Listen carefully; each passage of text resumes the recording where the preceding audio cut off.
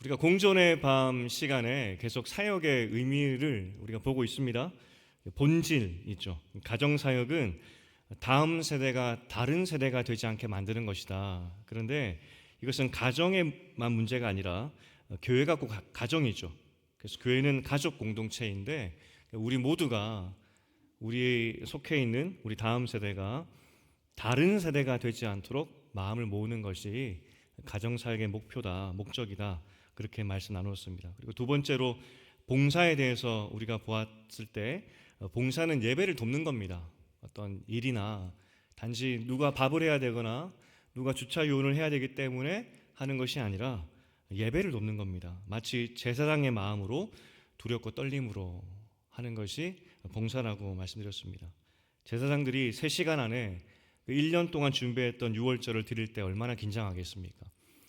내가 잘못 계산하고 내가 잘못 질서 유지하고 잘못 도와서 한 사람이라도 그 해가 지기 전에 예배를 드리지 못하고 그렇게 집에 간다면 어떤 마음이겠습니까?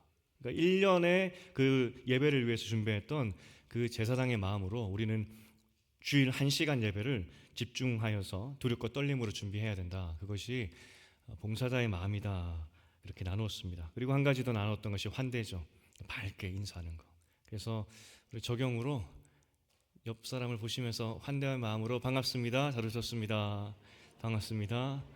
잘 오셨습니다.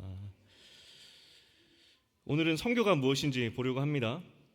제가 그간 선교에 대해서는 조금씩 나눴지만 이렇게 시간을 두고 선교가 뭔지 또 앞으로 어떻게 우리가 선교할지에 대해서 나눈 적은 그렇게 많지 않았던 것 같습니다. 그럼에도 불구하고 중간중간 제가 선교에 대해서 말씀 나눴었습니다.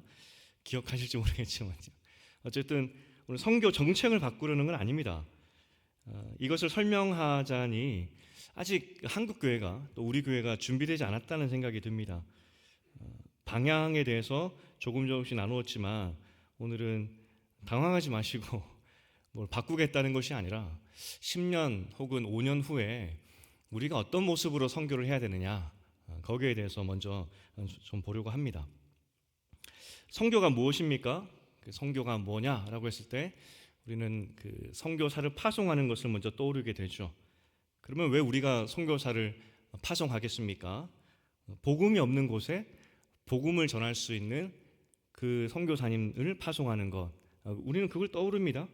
그래서 그렇다면은 복음이 없는 곳에 선교사를 파송하는 것이 선교라는 어떤 우리가 기본적인 이해, 생각을 가지고 있는데 만약 복음이 없는 곳에 선교사를 보내는 것이 선교라고 한다면 복음화율이 낮은 한국 청소년들이나 청년들을 대상으로 선교사를 파송한다라고 했을 때 이게 여러분 이해가 되십니까? 청소년이나 청년들을 위해서 선교사를 파송할 마음이 있으십니까? 선교사를 파송하는 그 개념으로 전심으로 모든 것을 그분들에게 위임하여서 선교사님들에게 모든 것을 맡기고 기도하듯이 후원하듯이 그런 마음으로 하실 수 있느냐는 거죠. 참 생소하죠. 오카는 목사님 사역 중에 잘 알려지지 않았던 사역이 있습니다. 이분이 8, 90년대 그 당시 사랑의 교회를 비롯해서 한국 교회가 폭발적으로 성장할 때입니다. 그런데 그분이 그때 한국 교회를 진단하시기를 교회는 분명 성장하고 있지만 청년이나 지성층의 복음화는 급속히 무너지고 있다 판단하고 하셨죠. 그래서 이미 대학과 도시는 선교지가 되었다라고 선언하셨습니다. 그래서 한국의 대학교를 선교지라 보고 다시 선교사가 필요한 나라다 그렇게 진단하셨죠.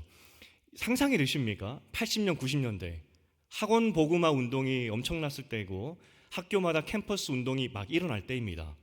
하지만 옥 목사님은 오히려 아니다. 한국의 대학교들은 선교지다. 선교사가 필요하다.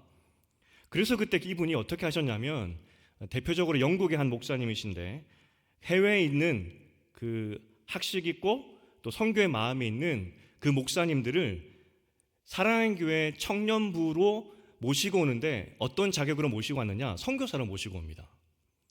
그러니까 영국에 있는 목사님을 한국의 선교사로 좀 와달라고 대상은 청년이라고. 그 왜 국내에도 좋은 목사님 많은데 왜 그때 외국인 목사님을 모셔왔느냐라는 생각이 들겠죠. 한국 사람의 시선이 아니라 선교사의 시선으로 미전도 나라의 청년이라 생각하고 청년들을 선교해 달라고. 그래서 그때 영국의 목사님들, 해외 목사님들을 청년대학부 담당 목사로 선교사로 초빙했었죠. 파격 아니겠습니까? 그런데 그때 청년 제자 훈련의 기틀이 마련됩니다. 선교적 마인드로.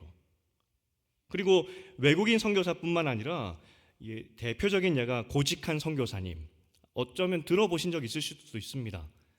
그분 같은 경우에 청년 사역을 위한 목사가 아니라 선교사로 파송을 하게 됩니다. 너는 선교사인데 어디 선교사냐?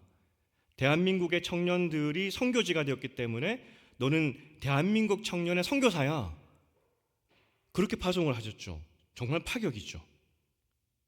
시대를 앞서갔다 생각이 듭니다. 만약 그때 그 옥하는 목사님의 그 예측 이야기를 한국교회가 경청하여서 그때 이 젊은이들, 청년들의 마음을 잘 잡았다면, 교회가 다음 세대가 다른 세대가 되지 않게 하기 위해서 어떻게 할지 그때 고민했다면 지금하고 달랐겠죠. 그런데 여러분, 옥 목사님이 대단하시기도 하지만 이게 조금만 생각을 넓히면은 충분히 우리도 예측 가능한 일이었습니다. 사실 한국 교회는, 그리고 한국 문화는 서양을 따라가고 있지 않습니까?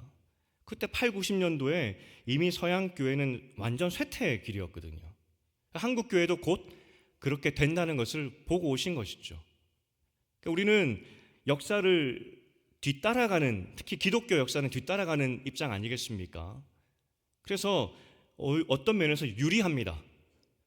앞에 실수한 것들, 실패한 것들을 우리가 답습할 것이기 때문에 미리 예측이 가능하죠.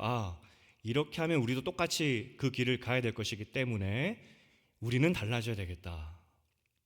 제가 오늘 선교의 방향이 달라지고 있다는 것을 소개하려고 하는데 사실 몇 번 말씀드렸습니다.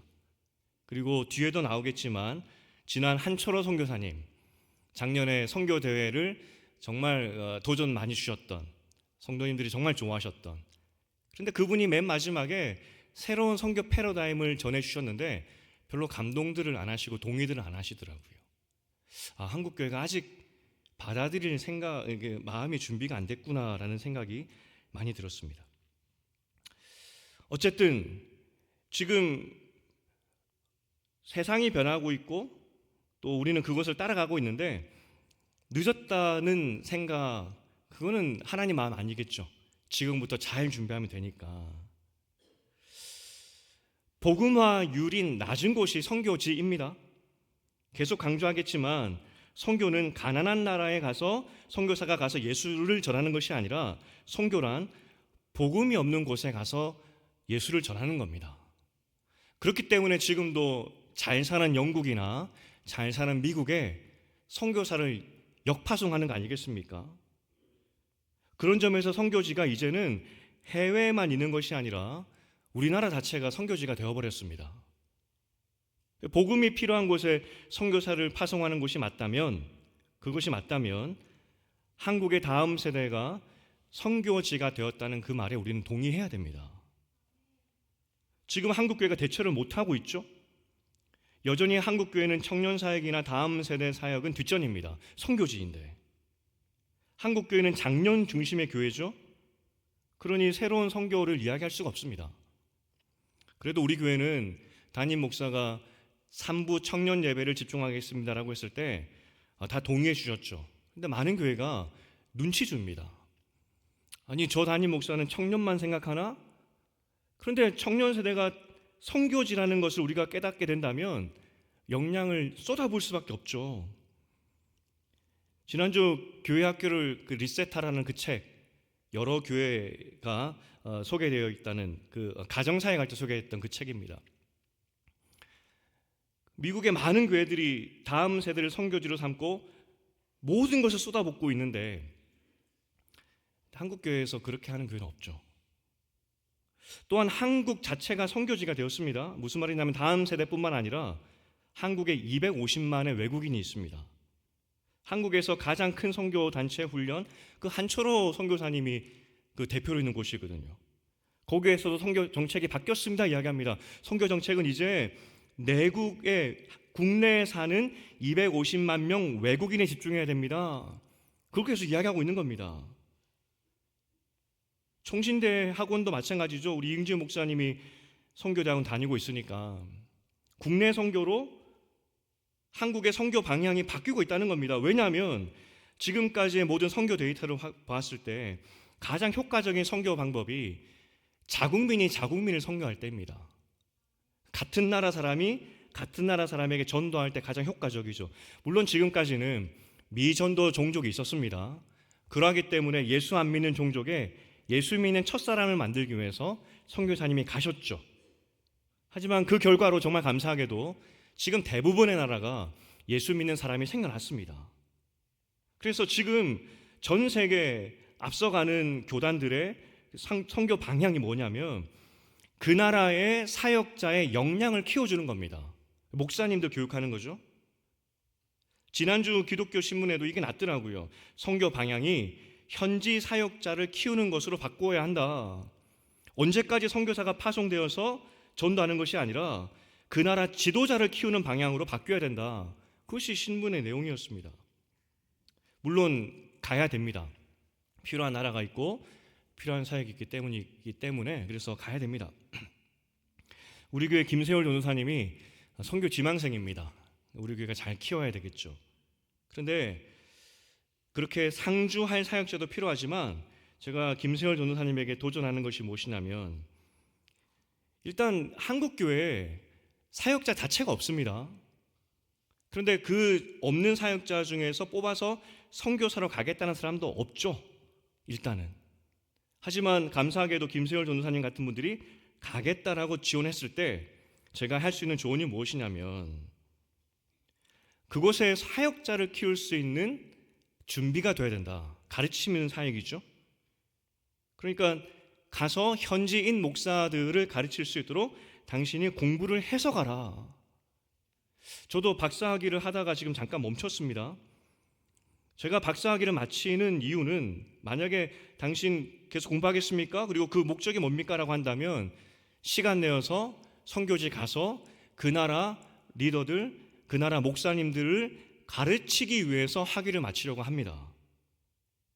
이제 선교지들의 지도자들도 수준이 높아져 가지고 학위 없는 사람들은 가르칠 수가 없고요.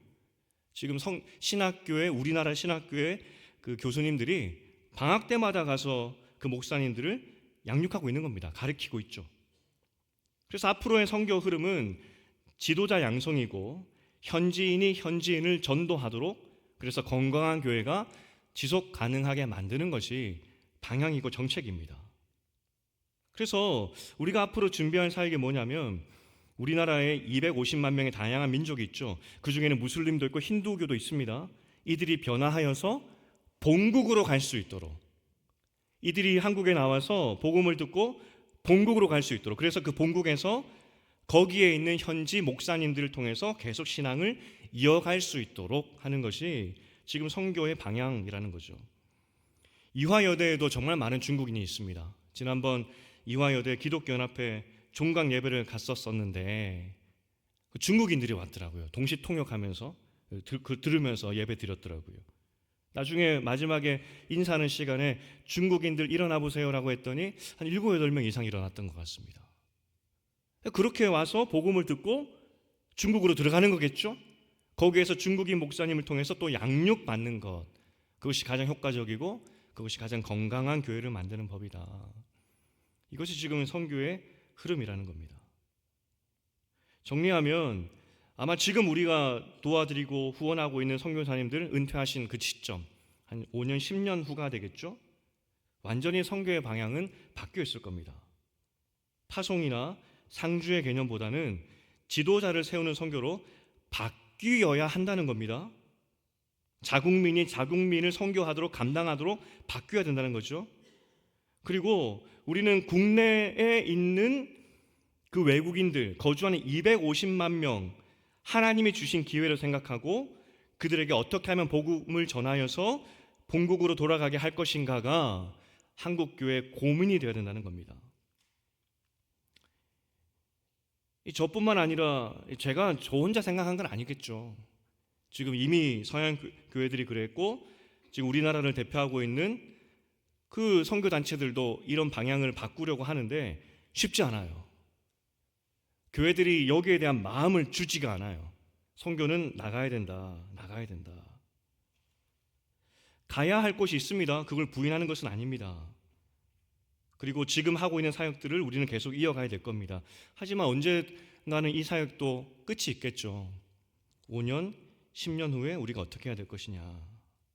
그래서 제가 청년들에게 도전하는 것이 있습니다.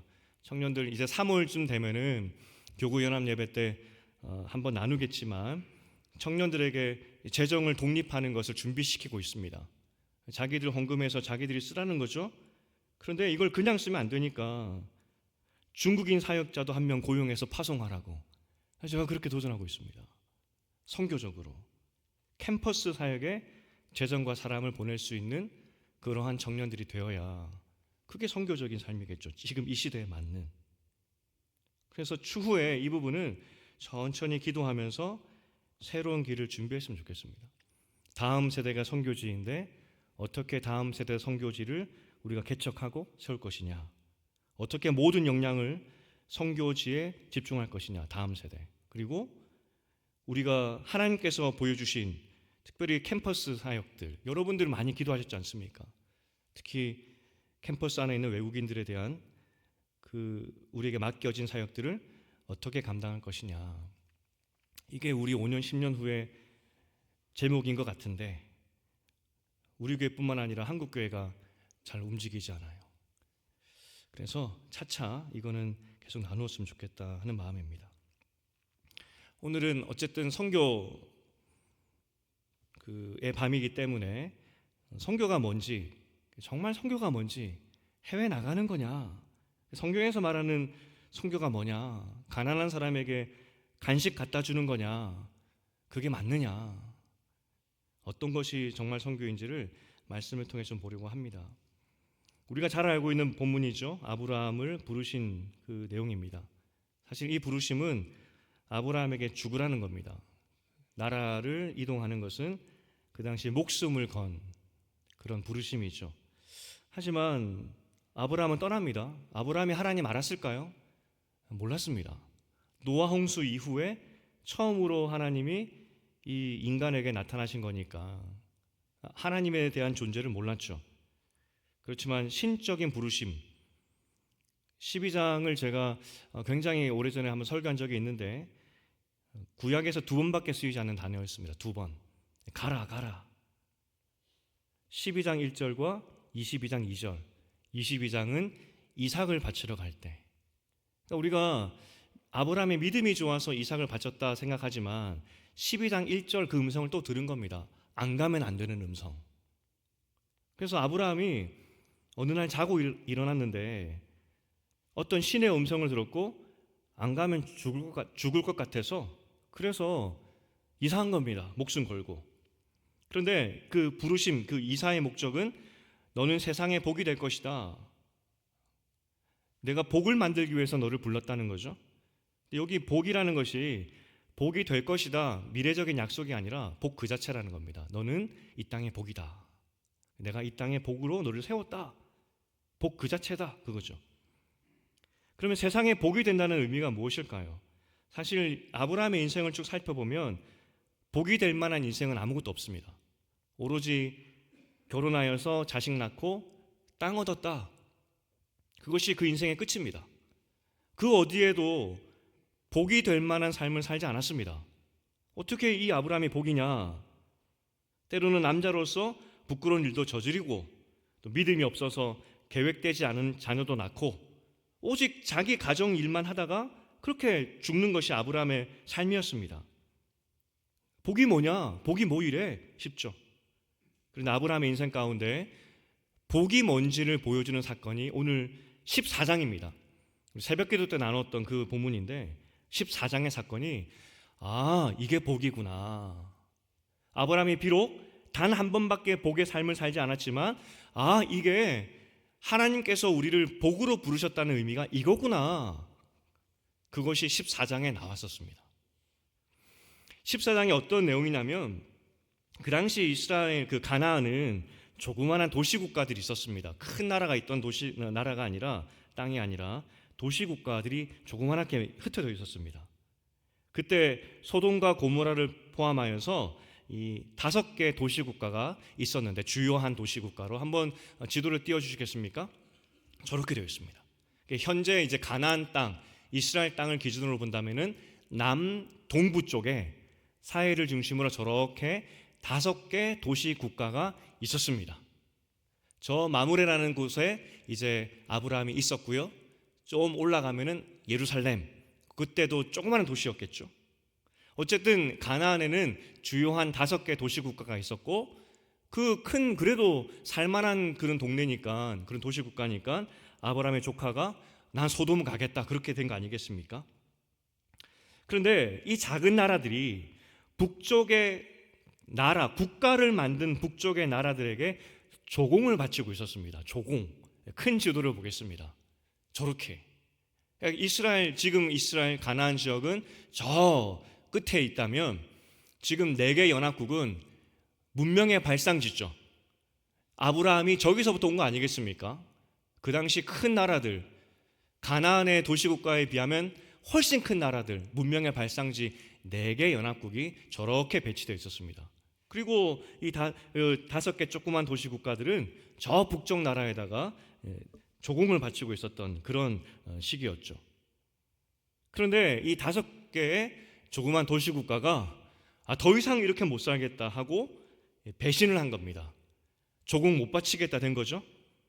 그래서 4개 나라가 연합하여서 도시국가를 벌하러 내려온 겁니다. 결과는 뻔하겠죠. 어떻게 4개 나라를, 그 큰 나라를 5개 조그만 도시국가가 이길 수가 있겠습니까? 당연히 지죠. 당연히. 다행히 아브라함이 있었던 마므레하고는 거리가 있었기 때문에 아브라함은 전쟁에는 피해가 없었을 겁니다. 어쨌든 이 전쟁이 일어났고 결론은 14장 12절에 보니까 롯이 잡혀갔다는 소식을 듣게 됩니다. 잡혀간 겁니다. 이때 이 아브라함이 이 소식을 듣고 주저없이 318명의 개인 군사를 이끌고 쫓아갑니다. 나이가 학자들이 이야기할 때 80세는 넘었을 것이다 보죠. 80 넘은 할아버지가 318명의 군대를 이끌고 5개 도시국가도 어찌하지 못해서 지고 패배하여서 포로로 잡혀가고 있는데 그 뒤를 쫓아간 겁니다. 이게 상상이 되십니까? 그런데 쫓아가다가 적을 만났겠죠? 이깁니다. 이기는데 어디까지 이기냐면 지도 3번째 거 보여주시겠습니까?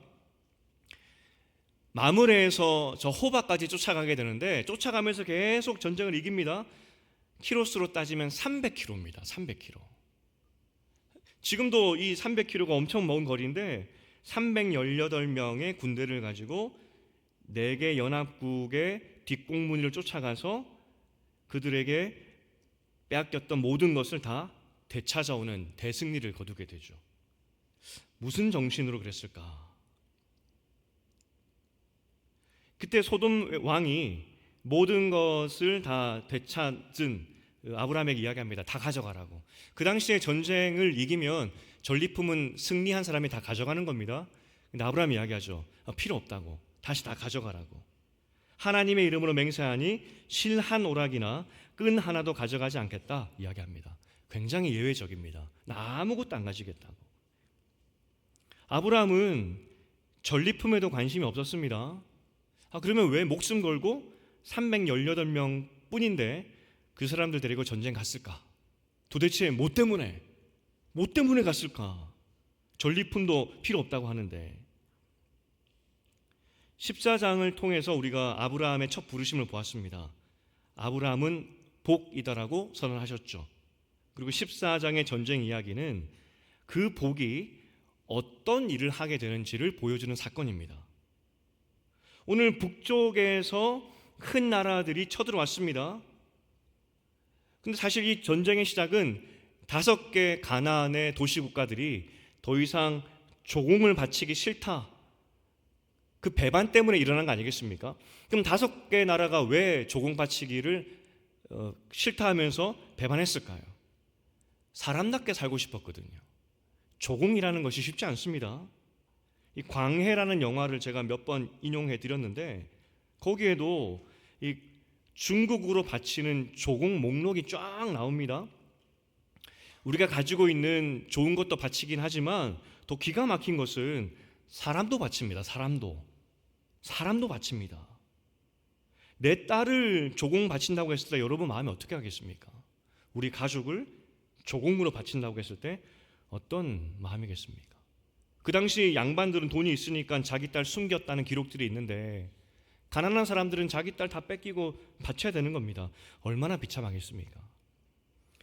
그 당시 소돔, 나중에는 멸망당하는 나라 아니겠습니까? 악한 나라였습니다. 하지만 그럼에도 불구하고 그 나라도 사람답게 살고 싶다는 겁니다. 사람답게. 오늘 14장의 핵심이 뭐냐면 복인 아브라함이 노예되었던 가나안 사람들을 살렸다는 겁니다. 노예가 되었던 그 사람들에게 자유를 선포했다는 것이 복된 아브라함의 삶의 모습이라는 겁니다. 복의 역할은 복이기 때문에 복이 흘러가는 거 아니겠습니까? 그럼 복이 뭐냐는 거죠?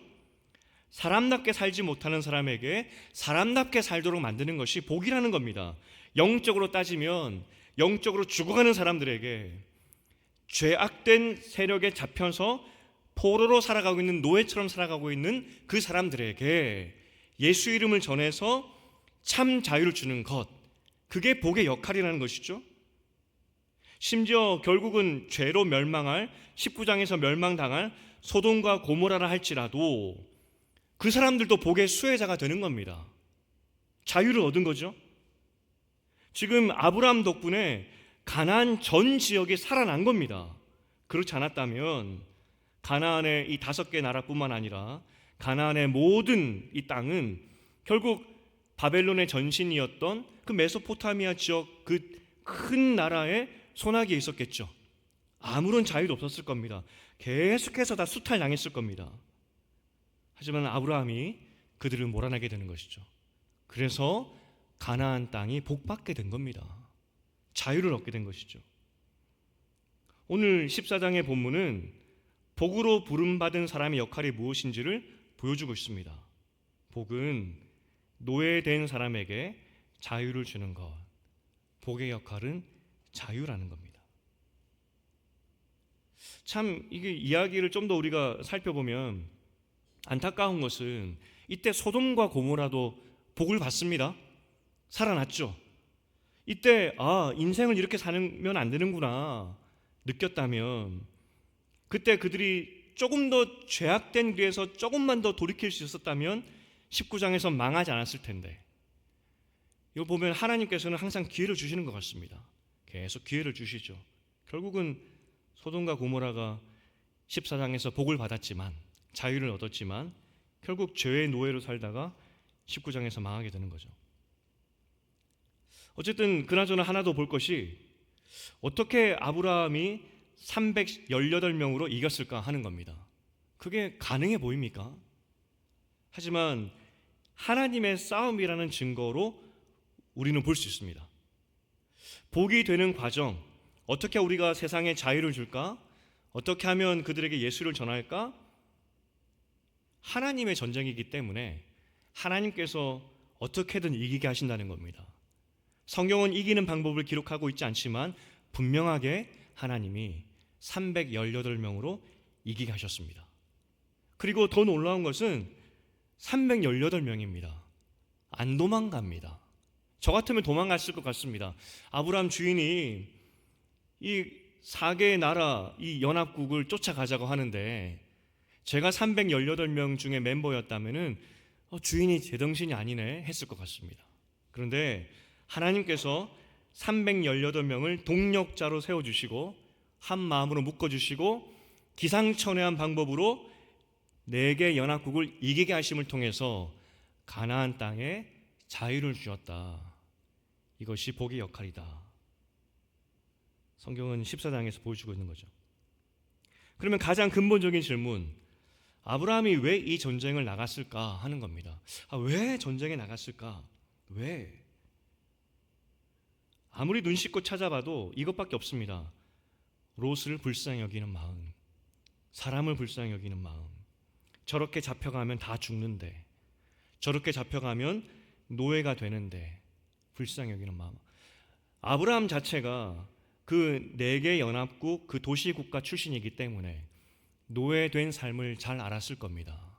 내가 아버지 집에 살 때 나도 그 4개 연합국 거기서 살다 왔는데, 이 나라들이 힘을 가지고 다른 나라 쳐들어가서 노예를 잡아오는 거 내가 다 봤는데, 그때 그 노예들이 얼마나 비참하게 사는지 내가 다 봤는데, 내 조카를 비롯해서 사람들이 또 노예로 잡혀간다고? 이건 아니지. 사람을 불쌍히 여기는 마음. 소돔과 고모라 사람들이 전리품 가져가라고 했을 때 아브라함이 거절하죠. 그거 돌려주는 이유가 있습니다. 너희도 살아야지. 그거 없으면 어떻게 살겠냐, 그 마음 아니겠습니까? 이거 가지고 가서 다시 살라고. 그거 아브라함 마음이었다는 겁니다. 다 돌려주죠. 여기서 우리가 선교가 무엇인지를 알 수 있습니다. 우리가 아브라함처럼 복된 존재라고 믿고 있죠. 우리의 부르심은 세상의 복입니다. 선교는 불쌍히 여기는 마음입니다. 불쌍히 여길 때 그들을 위해서 무엇 할까 기도하게 되고 고민하게 되는 것이죠. 그러면 용기도 주시고 또 318명 같은 동력자도 붙여주시고, 또 그렇게 전쟁을 떠났을 때 하나님이 여러 가지 기적을 통해서 이기게 하시고 기적도 보여주시고, 이것이 선교이고 이것이 복된 우리의 삶의 모습이라는 겁니다. 하나님이 아브라함을 통해서 최초로 가나안 땅에서 선교를 시작하셨습니다. 자유가 없던 사람에게 자유를 주셨죠. 아브라함이 그들에게 해방을 주었던 겁니다. 그래서 가나안 땅에 복이 된 겁니다. 복, 자유를 줬기 때문에. 이 시대로 그대로 적용을 해본다면 죄의 노예로 살아가고 있는, 예수를 알지 못하고 살아가고 있는 그 사람들에게 예수를 전해주는 것, 그래서 영적인 해방과 자유를 주는 것, 이것이 우리 사명이고 이것이 복된 우리의 삶이라는 겁니다. 선교는 불쌍히 여기는 마음에서 시작하는 겁니다. 애통한 마음. 그러면 용기도 주시고 318명 동력자도 주시고 이기는 방법, 기적도 허락하신다는 겁니다. 그럼 여러분에게 이렇게 질문드리고 싶습니다. 이 땅에 청년, 중고등부 학생들이 불쌍해 보이십니까? 자유 없이 죄의 노예로 죽음으로 달려가는 그들이 불쌍하게 보이십니까? 그러면 기도할 것이고 용기와 사람과 방법을 하나님께서 알려주시겠죠. 한국에 있는 250만 명의 외국인들에 대한 불쌍한 마음을 가지고 있습니까? 이화여대 안에 있는 수많은 외국인들, 무슬림이나 힌두교 출신의 그 나라 사람들을 보면서 불쌍히 여기는 마음이 있습니까? 지금 한국에서 죄의 노예에서 참된 자유를 얻을 수 있는 절호의 기회가 그들 인생 가운데 찾아왔는데, 근데 그들을 향한 불쌍히 여기는 마음이 있냐고요. 솔직히 우리나라 청년들이나 청소년들에 대한 마음, 또 250만 명의 외국인을 불쌍히 여기는 마음이 별로 없는 것 같습니다. 그러니 지난번 한철호 선교사님께서 선교 주일 때 맨 마지막 적용으로 250만 명의 외국인을 기억하십시오. 바로 여러분이 선교사이고 선교지가 이미 한국에 펼쳐졌습니다. 이 도전을 했을 때 우리에게 감흥이 없는 거죠. 선교지를 생각하면 불쌍히 여기는 마음을 가져야 된다고 했는데, 왜 불쌍히 여기십니까? 여러분들은 선교지 생각했을 때, 우리가 그동안 선교지 생각했을 때 불쌍히 여기는 마음이, 물론 예수를 알지 못하기 때문에 불쌍히 여기는 마음도 가지고 있었지만 그들이 가난하기 때문에 불쌍히 여기는 마음이 우리 가운데 많았던 것이 사실이죠. 불쌍해서, 가난해서 불쌍하다는 겁니다. 지금도 흙으로 만든 쿠키를 만들어 먹는 아이들이 있습니다. 어떻게 흙이 들어간 쿠키를 먹을 수 있을까? 참 불쌍하다 싶죠. 그런데 여러분, 이 불쌍히 여기는 마음, 이 의미를 잘 생각하셔야 됩니다. 가난하기 때문에 불쌍한 것이 아니라 예수를 모르기 때문에 불쌍한 겁니다. 우리나라 사람들 중에서도 아무리 부자랄지라도 예수를 모르면 죄의 노예이고 불쌍한 인생이라는 겁니다. 그런데 우리는 자꾸 이 부의 잣대로 생각을 하고 선교자면 가난 생각하고 그러하기 때문에 도와야 된다 생각하는 것이죠. 우리가 불쌍히 여기는 마음의 그 이유는 예수를 알지 못하기 때문에 그래서 불쌍히 여겨야 된다는 것입니다. 돈이 많으니 행복할 수 있을까요? 그것은 전혀 성경적이지 않은 마음입니다. 선교를 우리가 많은 열매도 있었지만 많은 실패를 했습니다. 왜 실패했느냐? 죄의 노예로 여기고 불쌍히 여기는 마음으로 사역한 것이 아니라 가난하기 때문에 불쌍하다. 그래서 선교를 망친 겁니다. 복음 전도를 빙자한 폭력과 수탈의 역사라는 책이 있습니다. 대표적으로 미국에 대한 이야기이긴 하지만 우리는 앞선 문명이고 그러니 복받은 인생들이고 저 가난한 사람들은 불쌍한 인생이다. 그 마음으로 선교를 시작했을 때 결국 교회가 어떻게 되느냐? 폭력과 수탈을 앞장서게 되더라. 부요함은 복이고 은혜라는 단순한 세속적인 생각이 선교를 망쳤다는 겁니다. 가난해서 불쌍해서 선교한다? 그건 아니죠. 복의 사명이 그런 거 아닙니다. 잘못된 세계관이고 세속적인 생각이라는 겁니다. 사실 그 나라 사람들은 전혀 부족함 없이 행복하게 살고 있습니다. 예를 든다면 부탄이 되겠죠. 인구의 93.6%가 나는 행복합니다. 그 나라는 외국인의 출입을 제한한다 그래요. 제한하는 이유가 외국인들이 막 들어오면 세속화된 생각을, 행복의 기준을 물질로 생각하는 잘못된 생각을 전할 수 있기 때문에 거절하는 거죠.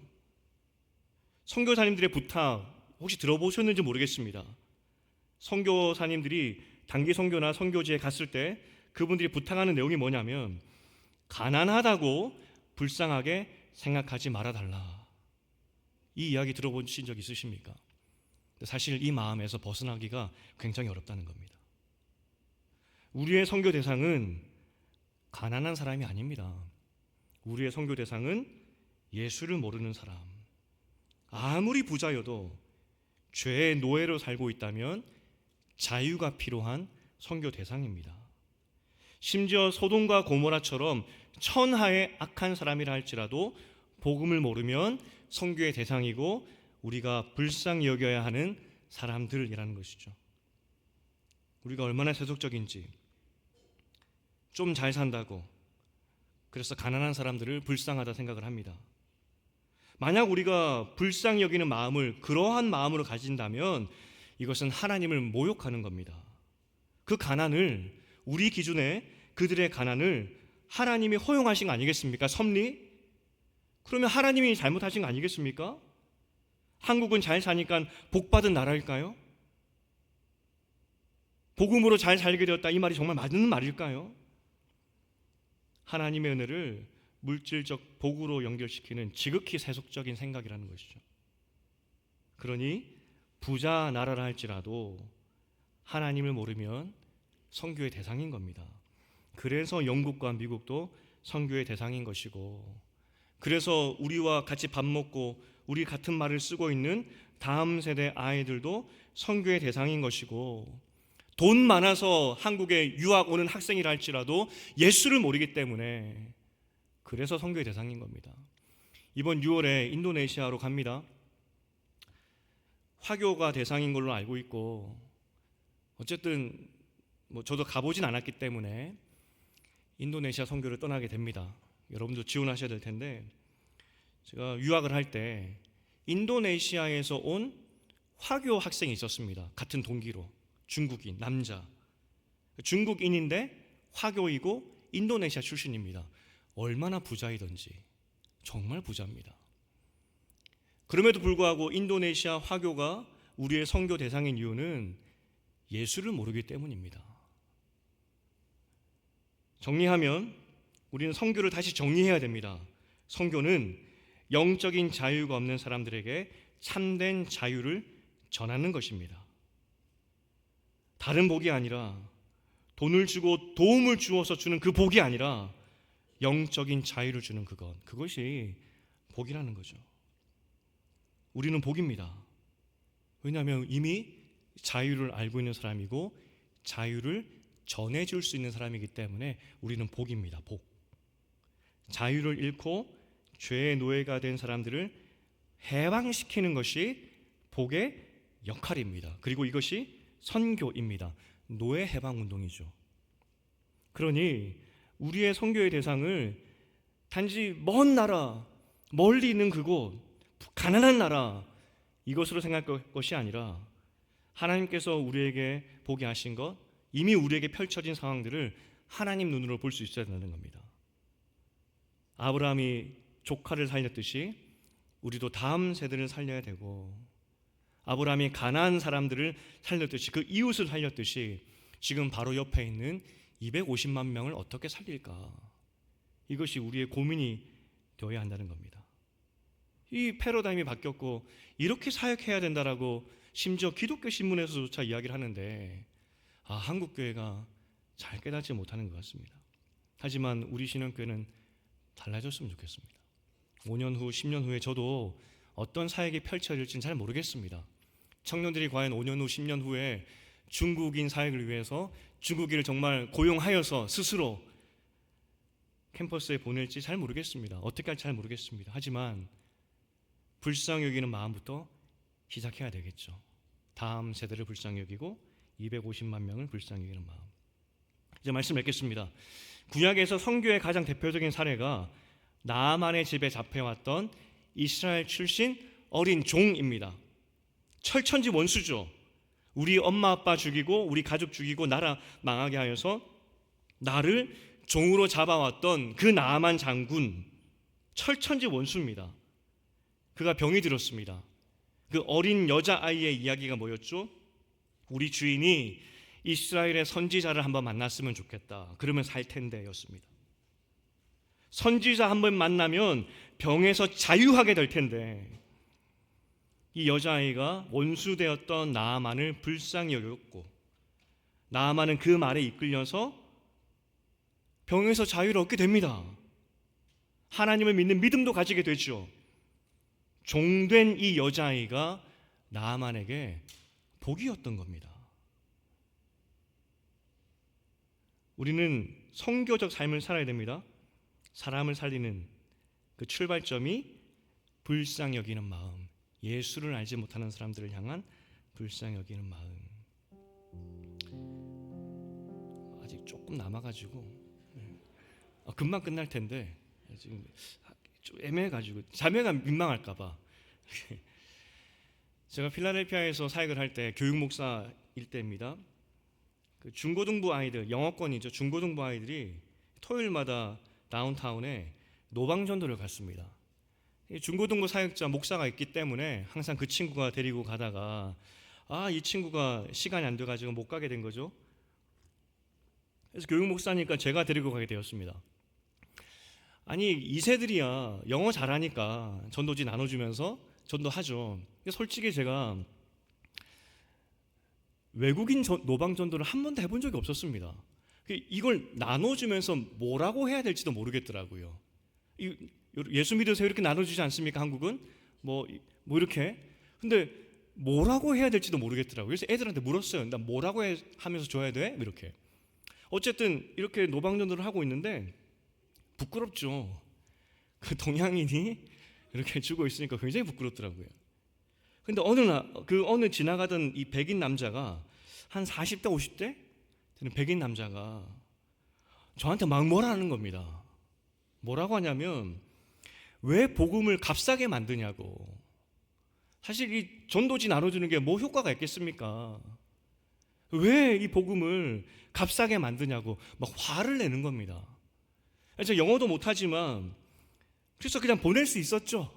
말싸움 하면은 제가 지잖아요. 근데 괜히 그날 화가 나는 겁니다. 어떤 화가 났느냐? 제가 뭐라고 했느냐? 너희 선배들이, 미국 사람들이 그 옛날에 그렇게 한국에 와서 복음을 전해줘서 내가 그 복음 듣고 예수 믿게 되어서 지금 너희 나라에 다시 신학을 공부하러 왔는데 이게 어떻게 값싸다고 말할 수 있느냐? 너는 해봤느냐? 너는 해봤느냐? 그분이 그래도 다행히 이 말에 부끄러웠나 봐요. 그래서 화를 누그러뜨리고 한참을 이야기하다가 기도하자고, 서로의 나라를 위해서. 선교는 불쌍히 여기는 마음입니다. 불쌍히 여기는 마음이 우리 출발인데, 그래서 어떻게 할까 고민하다가 홍성도 장로님께서 이번에 선교위원장이십니다. 지난주에 전화 오셔가지고, 목사님 사랑방별로 한 선교지씩 매칭시켜주면 어떻습니까? 라고 말씀하셨습니다. 좋은 방법이죠. 많은 교회에서 하고 있고 저도 고민하고 있었던 그런 방법이었습니다. 그런데 여러분들이 오해하실까봐, 그렇게 매칭을 해주면 후원해야 된다는 것으로 오해하실까봐 제가 선뜻 시작을 못했습니다. 아직 선교에 대해서도 제대로 나눈 적도 없고 한데, 근데 오늘 제가 여러분과 같이 기도부터 시작하자고 함께 도전드리고 싶습니다. 불쌍히 여기는 마음으로 제가 한 사랑방별로 한 선교사님들 이렇게 매칭을 할 겁니다. 그러면 마칠 때 그 나라 사람들을 불쌍히 여기는 마음으로 기도해 주시길 바랍니다.